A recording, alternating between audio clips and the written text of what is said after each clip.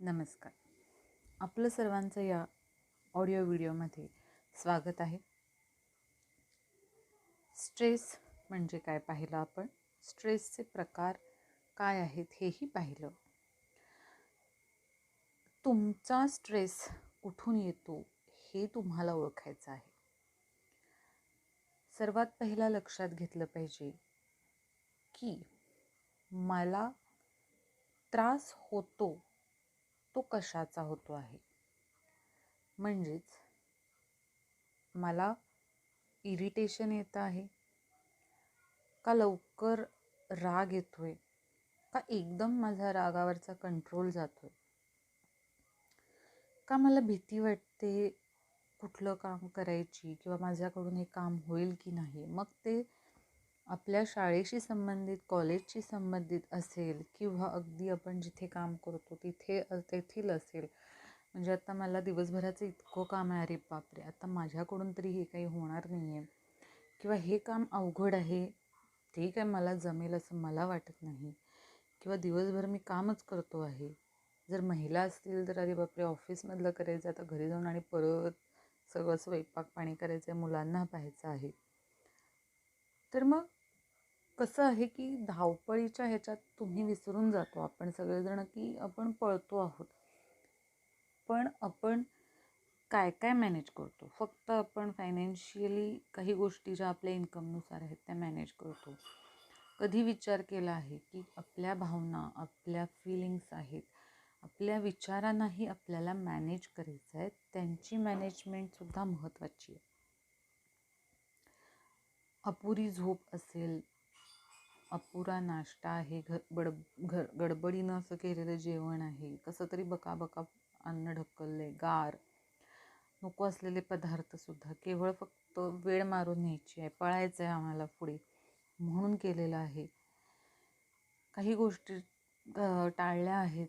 खरं तर माझे पाय दुखत आहेत, माझा काहीतरी अंगाचा अवयव दुखतोय, मला त्रास होतोय, पण मुलांच्या शाळेची फी भरली आणि आता माझ्याकडे पैसे नाहीत, तर मी माझ्या डॉक्टरची जी अपॉइंटमेंट आहे ती मी पुढे ढकलते आहे किंवा त्याकडे लक्ष देत नाही आहे. मी ते तसंच प्रोलॉंग करते आहे.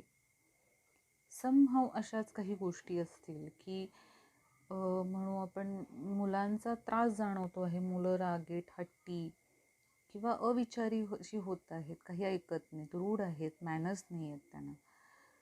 सुरुवातीला आपण म्हणतो नाही लहान आहेत, नाही बाबा माझं एकुलते एक मूल आहे, नाही त्याचे लाड मी नाही करणार तर कोण करणार. पण जेव्हा हवं तिथे आपण ह्या गोष्टीला मॅनेज केलं नाही आहे, म्हणजेच त्याच्यावर योग्य ते उपाययोजना असतील किंवा त्या मुलाला अगदी त्या वेळेला, पहिल्या ह्याच्याच वेळेला जर प्रेमानं समजावणं असेल, सांगणं असेल, त्याच्याकडून ते करवून घेणं असेल, तर ते आपण झालेलं नाही. आणि मग जेव्हा त्याचं इतकं एक्सेसिव्ह होईल त्रास, मग जेव्हा लोकांसमोर तुमचा अपमान व्हायला लागेल, आपलं मूल जेव्हा सर्वांसमोर विचित्र, अतिशय रागिष्ट किंवा दिसेल त्या गोष्टी कुणाच्याही असतील, दुसऱ्याच्या, स्वतःच्या, महागड्या आहेत, काहीही विचार न करता तोडफोड होती आहे किंवा संध्याकाळी मूल येतं ते सगळ्यांना मारून किंवा अतिशय वाईट पद्धतीनं वागून मग ज्या अनेक कंप्लेंट्स येतील, अशा पद्धतीनं जेव्हा होईल तेव्हा आपण आता त्या समस्या इतकी ती क्रॉनिक झाली आहे, तर त्याच्यावर आत्ता आपण उपाययोजना करायला विचार करणार आहोत. अशा वेळेला हा जो ऑलरेडी स्ट्रेस तुम्हाला किंवा आधीच ह्या गोष्टी मॅनेजेबल होत्या तेव्हा नाही केलेल्या, आपण फॉर एक्झाम्पल घेतो आहोत, अशा पद्धतीने तुम्ही काही घेऊ शकता.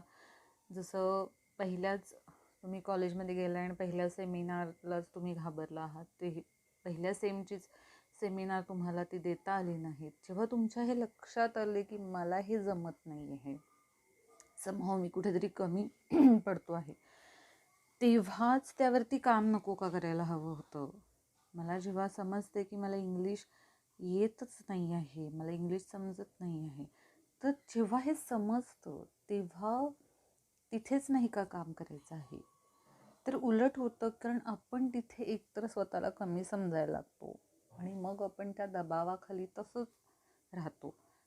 जसं आपण बघितलं की आपण सोल्युशन ओरिएंटेड नाही काम करत, तर आपण त्या प्रॉब्लेमला चिकटून राहून तो स्वीकारतो की नाही, इंग्लिश तर मला नाही जमणार आहे, मला ना हे नाही जमणार आहे, मला ना लोक बोलतील, हे पुढचं येणार. आता पहिला तर आहे की मी म्हणतो नाही, मला नाहीच जमणार आहे, आणि ते स्वीकारलं जातं किंवा प्रॉब्लेम मोठा समजला जातो तुमच्या स्वतःच्या कॅपॅसिटीपेक्षा. पण आपण प्रयत्न करत नाही की स्वतःची कॅपॅसिटी आपण वाढवू शकतो, स्वतःची क्षमता वाढवू शकतो, त्यावर का नाही आपण प्रयत्न करत. बट आपण किती दीर्घ काळापर्यंत त्याला चिकटून राहतो आणि म्हणत राहतो हां बघू, नंतर बघू, आत्ता बघू. जेव्हा 10वी होतीये, 12वी होतीये, तुम्ही शिक्षण कसे बसे करत पुढे ढकलता आहात, तिथेही योग्य अशा पद्धतीनं सेमिनार देणं किंवा इतर गोष्टी होत नाही आहेत. आता इंटरव्ह्यूसाठी तुम्हाला जायचं आहे तेव्हा तुमच्या लक्षात येतं की मला इंग्लिश मधून इंटरव्ह्यूज द्यायचे. अशा वेळेला व्यक्ती एकतर त्याला टाळायला लागते किंवा मग आता त्या गोष्टीचा त्याला ताण यायला लागतो. आणि तिथून जसं आपण बघू की जेव्हा एक्सेसिव्ह तो स्ट्रेस तुम्हाला जाणवणार आहे, हा ताण येणार आहे, तेव्हा तुम्हाला एकतर फाईट म्हणू किंवा फ्लाईट अशा पद्धतीचे, म्हणजे एकतर तिथे तुम्हाला फाईट करायचं आहे किंवा लढायचं आहे, नाहीतर पळून जायचं आहे, अशा पद्धतीच्या भावना निर्माण होतात. म्हणजे डू अँड डाय सिच्युएशन तिथं तुम्हाला क्रिएट होते. पण आता तर मी शिकलो, समहाऊ मला कसं तरी ते सर्टिफिकेट्स मिळालेत आणि आता घरचे ह्या एजला म्हणतात नोकरी मिळणं, ह्या पुढच्या गोष्टी आहेत त्या होणं गरजेच्या आहेत. तर हे सर्व बाजूने येणारे दबाव आणि माझ्यात असलेली ही कमतरता, माझी ही क्षमता जी कमी आहे ती, ह्या सर्वांवरती मला आता एकाच वेळेला कामं करायची आहेत. माझी घरची परिस्थितीनुसार मला इन्कम करायचं आहे, माझ्या म्हणजे क्वालिफिकेशननुसार मला जॉब पाहिजे आहे, त्या क्वालिफिकेशनच्या अनुषंगानं असणारे जे कम्युनिकेशन स्किल्स आहेत ते माझ्याकडे नाही आहेत, बऱ्याच गोष्टी आहेत. तर अशा ह्या गोष्टी म्हणजे तुमची खरं तर बेसिक लेवलवरच्या त्या तुम्ही ज्या नाकारलेल्या असतील, टाळलेल्या असतील त्या गोष्टी आहेत, ज्या पुढे मोठ्या स्वरूपात येतील आणि मग हे तुम्ही प्रोलॉंग करत राहता आज ना उद्या. समहाऊ ते काही काळापुरतं तुम्ही ताणू शकता, पण तुम्हाला माहिती आहे किती ताणाल, जसं रबर किती ताणाल तुम्ही, एक एंड आहे कुठेतरी एक येतो एंड जिथे त्याला तुटावं लागतं, तुटलं जातं ते ताणामुळं. मग तिथे आपली ही अवस्था तीच आहे की तुम्ही किती प्रोलॉंग कराल. पहिल्या सेमला मला समजते, मला सेमिनार द्यायचे ते इंग्लिशमधून द्यायचे, पण काय माहीत नाही, पण मला ते नाही जमत आहेत. मग त्याच काळात 1 तास जादा ठेवून तुम्ही दिवसाचा का नाही त्यावरती काम करत, अगदी 1 तास नाही, 15 मिनटं जादा ठेवून का नाही काम करत, 15 मिनटं बाजूला व्हॉट्सअपचं चॅटिंग ठेवून तुम्ही गप्पा मारणं, फिरणं, फालतू जो वेळ घालवणार आहे तो बाजूला ठेवून का नाही काम करू शकत.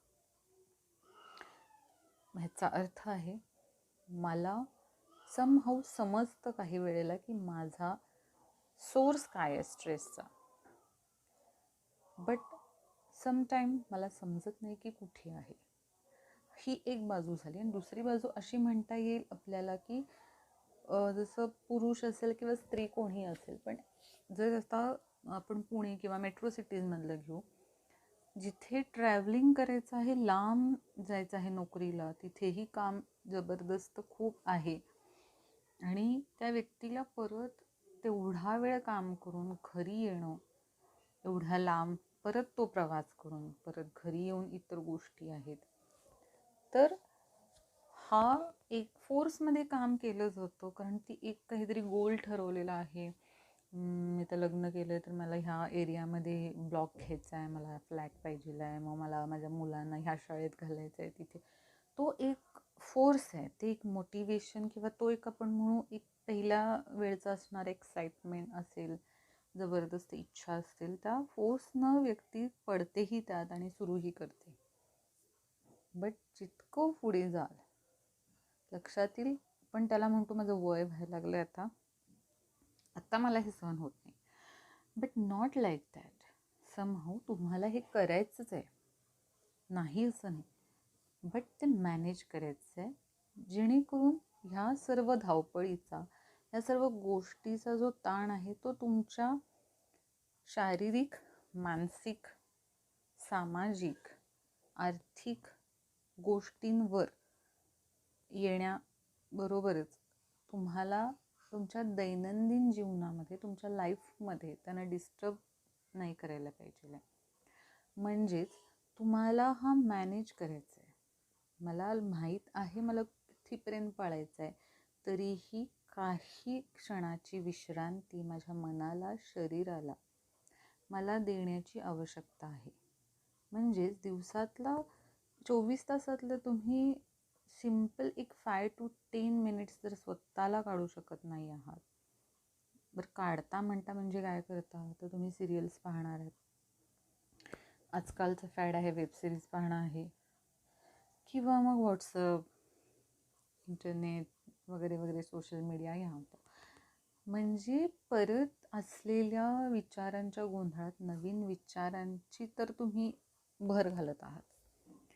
नको असलेल्या गोष्टी, पहिला तर स्वतःच्या मनातल्या सॉर्ट आउट नाही झालेले विचार त्यात नवीन काहीतरी पाहून त्या मेंदूमध्ये आणि खिचडी करत आहात.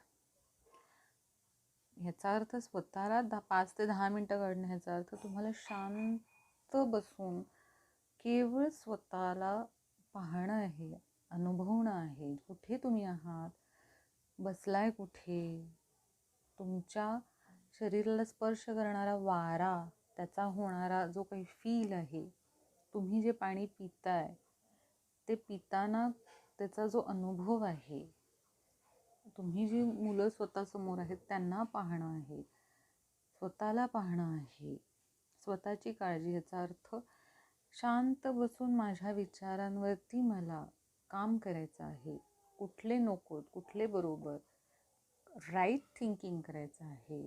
केवळ नुसतं पॉझिटिव्ह थिंकिंग म्हणजेच नाही, तर ह्याचं पॉझिटिव्ह निगेटिव्हपेक्षा बेटर तुम्ही लक्षात ठेवा, राईट थिंकिंग करायचं. रॉंग थिंकिंगचे रिझल्ट रॉंग असणार आहेत, राईट थिंकिंग केलं की राईट असणार आहेत. त्यामुळे तुम्ही प्रॉपरली राईट रिअलिस्टिक थिंकिंग करायचं आहे. त्यामुळे सोर्स तुमच्या ताणाचा तुम्ही शोधणार आहात. तो येतो कुठून आहे. कदाचित मला रात्रभर झोप लागत नाही आहे, माझी भूक एकतर वाढली आहे किंवा कमी झाली आहे, मला आळस येतो, मला पेंग येते आहे, किंवा खूप पटकन राग येतो आहे, काहीतरी डिफरंट मी फील करते आहे किंवा करतो आहे. ह्याचा अर्थ तुमचे सिम्पटम्स तुम्हाला दाखवत आहे शरीर, मन, हे स्ट्रेस आहे. बट तो कुठून आहे, तो कशाचा आहे, ह्याचा शोध तुम्हाला घ्यायचा आहे. मग तो आर्थिक आहे, शैक्षणिक आहे, मुलांबद्दल आहे, तुमच्या रिलेशनशिपबद्दल आहे, मॅरेजबद्दल आहे, आणि कशाबद्दल आहे. का तुम्ही न्यूज पाहून तुम्ही डिस्टर्ब होता आहात, म्हणजे तुम्ही सोशल ह्याच्यामध्ये जाता आहात, कशाबद्दलचं आहे. जर तुमचं फायनान्शियल स्ट्रेस आहे तर समहाऊ लक्षात घ्या, तुम्ही तुमच्या असणाऱ्या सध्याच्या आर्थिक परिस्थितीबद्दल थोडेसे डिस्टर्ब असाल, आणि तुम्ही कदाचित तुमच्या भविष्याबद्दल, तुमच्या भविष्यात असणारी तुमच्या आर्थिक स्थितीबद्दल काळजी करत किंवा चिंता करत असाल. कामाच्या ठिकाणचं माहीत आहे तुम्हाला, वेगवेगळे जॉब्स आहेत, तिथे वेगवेगळ्या पद्धतीचे स्ट्रेस आहेत, आणि तिथे मग तुमचे कलिग्स बरोबर असणारे संबंध असतील, बॉसशी संबंध असेल, तुमच्या कामाची जी काही एकंदरीत पद्धत आहे, प्रायोरिटीज आहेत त्याबद्दल आहेत, कामाच्या ठिकाणी होणारे वादविवाद आहेत, जसं काही लोक म्हणतात पॉलिटिक्स आहे, काही ठिकाणी चांगलं वागवलं जात नाही आहे. तर वेगवेगळे तुमच्या स्वतःच्या पोस्टनुसार, तुमच्या कामाच्या स्वरूपानुसार हे तुम्हाला जाणवत आहेत. तर त्याच्यातले कुठले आहेत, मी डिस्टर्ब होतो कोणामुळे, कुठल्या सिच्युएशनमुळे, कुठल्या विचारांमुळे, कुठली भावना आहे जी मला सतावती आहे. पर्सनल रिलेशनशिपबद्दल असेल तर लव्ह अफेअर आहे, किंवा समहाऊ लग्न झालं तर पार्टनर आहे किंवा इतर गोष्टी जे तुम्ही त्याच्यात लक्षात घेऊ शकता. पॅरेंटिंग आहे तर त्याच्यात तुम्हाला जसं मी सांगितलं मगाशी तसं आहे की ज्या काही हाऊसहोल्ड ड्युटीज आहेत आपल्या किंवा मुलांना वाढवणं आहे, जॉब करून त्यांच्याकडे त्यांच्या डिमांड्स ज्या आहेत त्यांना पूर्ण करताना नाकी नऊ येणं आहे. तर ह्यातल्या कुठल्या गोष्टी आहेत ज्या तुम्हाला त्रासदायक वाटतात? मुलांचं वागणं असेल किंवा डेली लाईफ तुमचं जे काही आहे त्याच्याबद्दल आहे, ट्रॅफिक जाम आहे, तुम्हाला लांब जावं लागते, काम करावं लागते, काय नक्की आहे? त्यानंतर स्वतःच्या पर्सनल आपण म्हणू की पर्सनॅलिटीशी संबंधित काही आहेत का? मग पर्सनॅलिटीशी म्हणजे काय? की मी शाय आहे, जसं मगाशी सांगितलं की माझं कॉन्फिडन्स कमी आहे, मी शाय आहे, मी इंट्रोवर्ट आहे वगैरे वगैरे वगैरे. तर त्यानुसार मला येणारे स्ट्रेस वेगळे आहेत. जसं की मी म्हटलं तसं सेमिनार मला देता येत नाही आहे, तर लक्षात आलं पाहिजे की तिथे मला माझ्या भाषेवरती माझ्या एकंदरीत सोशल जो एन्झायटी ती कमी करणं असेल तर ह्या सगळ्या गोष्टी असतील. सपोज मला वाटते की माझं जे काही एकंदरीत हेल्थ आहे, फिजिकल हेल्थ असेल तर ते चांगलं नाही आहे. लोक मला छोटं, मी जर हाईटनं कमी तर मला गिड्डा म्हणतील, मी बारीक आहे तर मला हडकुळा म्हणतील. तर समहाऊ लक्षात घ्यायचं की मला ह्यामुळे त्रास होतो आणि ते म्हणजे डोक्यात राहतंय वारंवार वारंवार. म्हणजे तो स्ट्रेस आहे. It may be light, it may be moderate, it may be severe, chronic, काही आपण म्हणू शकतो. आणि त्याचे जे काही तुम्हाला दिलेले आहेत त्यात दिले की कसे अफेक्ट करत आहेत आपल्या शरीरावरती. त्याचे लॉंग टर्म असेल तर काय इफेक्ट आहेत, शॉर्ट टर्म आहे तर काय इफेक्ट आहेत, आणि जर आपण ते मॅनेज करत असू तर किती छान इफेक्ट आहेत. म्हणजे तुमच्या ताणाचा सोर्स तुमच्याकडंच आहे, ती किल्ली शोधायची. म्हणजे तुमच्या त्रासाचं जे कुलूप आहे त्याची किल्ली म्हणजे त्याचे सोल्युशन्स किंवा त्याचं जे माहीत आहे कुठे आहे ते तुमच्याकडेच आहे. त्यामुळे ते प्रथम शोधायला हवं की ताण मला आहे तर मग आहे कशाचा, कशा संबंधित आहे आणि माझा ताण कसा आहे, त्याचा प्रकार ओळखा, त्याचा काळ ओळखा, किती दीर्घकाळ आहे, कमी काळ आहे, त्याचे माझ्या शरीरावर काय सिम्पटम्स दिसून येत आहेत, माझ्यात होत आहेत ते बदल होत आहेत काय, हे पहिला शोधून घ्या. म्हणजे तुम्हाला तुमचा ताण काय आहे हे समजून येईल आणि मग आपण त्यावरती योग्य पद्धतीनं उपाययोजना करू शकतो.